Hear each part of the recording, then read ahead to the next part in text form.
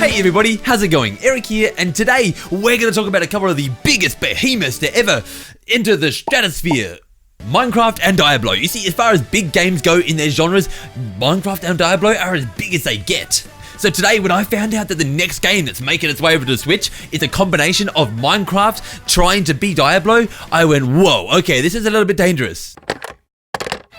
You see, in this world, there's a thing that's called free time, and I only have a finite amount of this free time. Now, when it comes to Diablo and Minecraft, these are what we call time killers. They slay your time. If you want some time and you're ready to kill it, bring in Diablo, bring in Minecraft, and they will just slay this beast down to the dust. Now, if you know me, I'm a big Minecraft and Diablo boy, so of course I was intrigued when I heard about this game, and I thought today I would take a little bit of time just to find out exactly what this is, and is it as dangerous as it sounds? Now, the first thing that we have to understand is that this is not a love story. This isn't Minecraft and Diablo coming together, finding love, and making beautiful Minecraft Diablo babies. No, this isn't that. This is Minecraft going, oh, I like that shirt that Diablo's wearing. I'm actually going to wear that same shirt, but I'm going to forget the shirt that I was wearing as well. What I'm trying to say is that this is a Minecraft Diablo game. This isn't some sort of fusion between the two. I mean, the look of the game is, but as far as the gameplay goes, it's very much,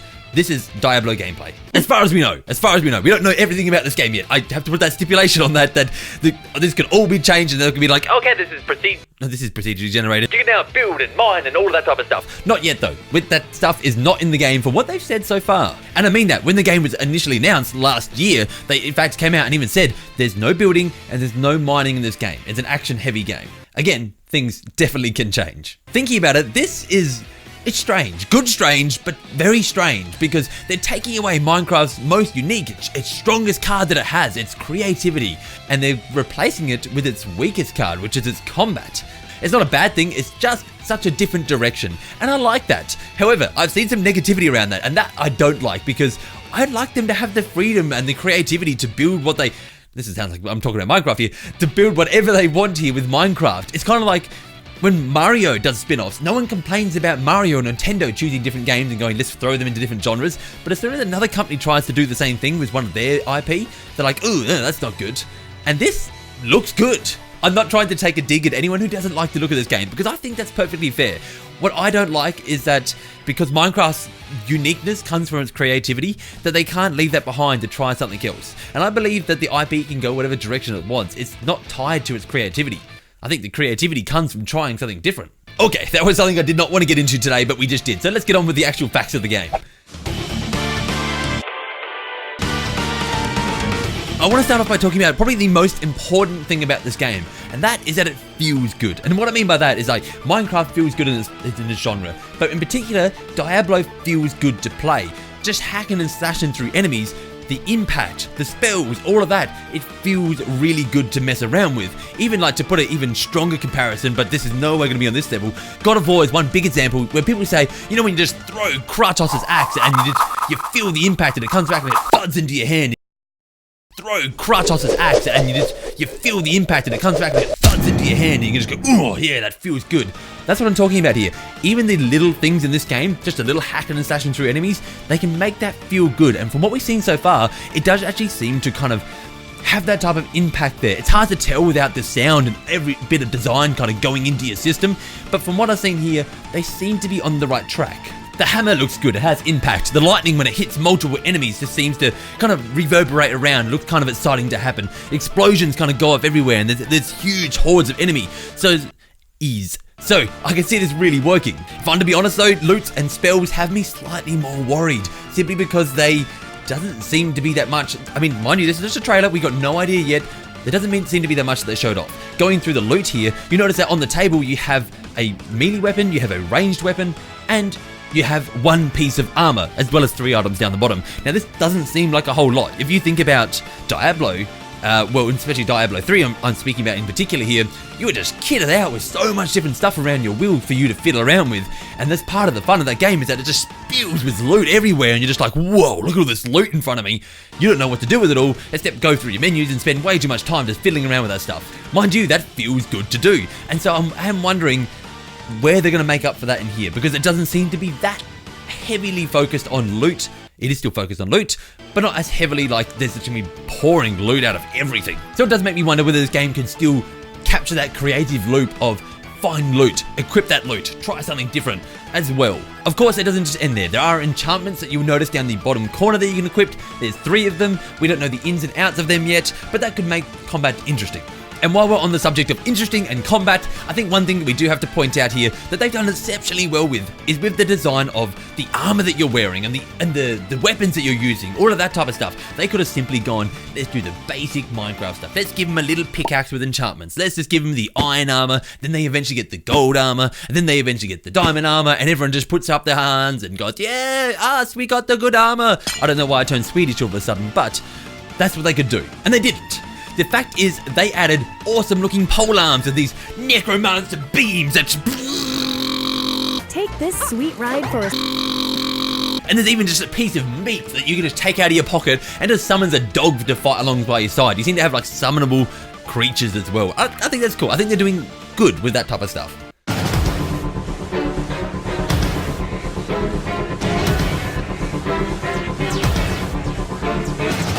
Alright, let's talk about enemies and locations, because first of all, we know that there are different biomes. So we've seen like just a few of the biomes here. Obviously, they're going to get playful with them, and they look beautiful, by the way. I love the lighting, I love the look of these zones. They're really kind of taking that Minecraft look and running with it, and they're doing fantastic things. Like we talked about with the weapons already, but even just the look of the worlds, they just look fantastic. Now, they are actually playing around with the idea of using seeds. We don't know whether this will be implemented. This is just a thing that I read from ages ago that they talked about, but the idea of players being able to, because it's randomly generated, walk into a world and be like, if I type in this seed, I can be in the same area that someone else was with the same type of stuff. Definitely don't expect that, it's just something that I read.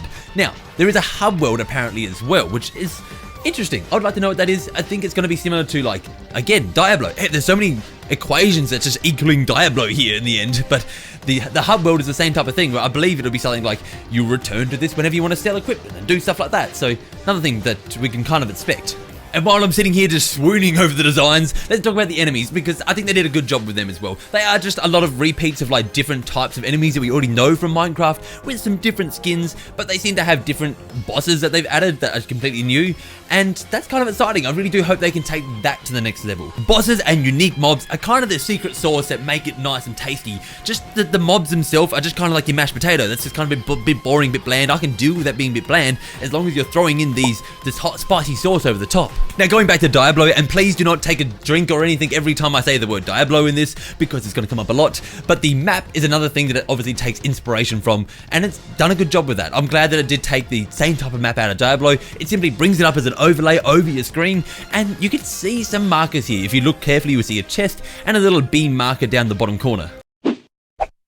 It is hard to believe it's taken me this long to talk about classes. And, well, the fact that there are no classes. This is a game without classes. To change your class means changing your equipment. Heavy armor and a melee weapon is going to make you a warrior. Light armor and a bow is going to make you a ranger. And same different things, but with the mages. As you can see here, it's simply a matter of changing your gear to change your class, which I honestly think will work in this game's favor. Being a smaller game, easily shareable loot between people is one a plus, and it also means that, well, they don't have to bring in a big budget with lots of different designs for every single class to wear. They can simply just make a whole bunch of different stuff, and anyone can just be anything at any time, and I like that. It also could make sharing loot easier, because any loot can be worn by anyone at that stage, so I'm not sure of how it'll work in this game, and I do hope they can pull that off, because that's something that took Blizzard and a lot of other companies a long time to work out how to share loot and how to make it fun for people to actually do that.